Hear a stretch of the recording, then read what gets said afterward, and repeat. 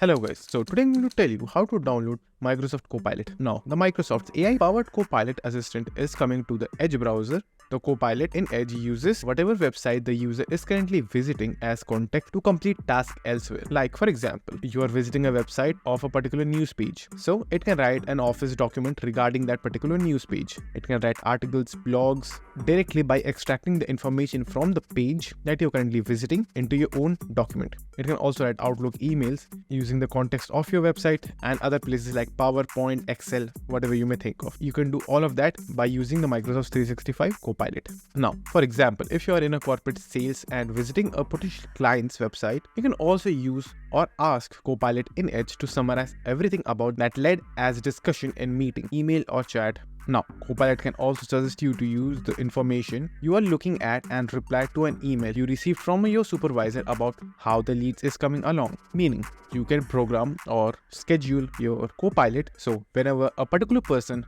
in this example your supervisor, whenever he mail you something related to a particular keyword, which in this case is lead, so you have already told the Copilot what type of email do you want to give to your supervisor. So the moment your supervisor will give you an email, the Copilot will automatically reply to that particular email and it will look like even in a completely natural human tone.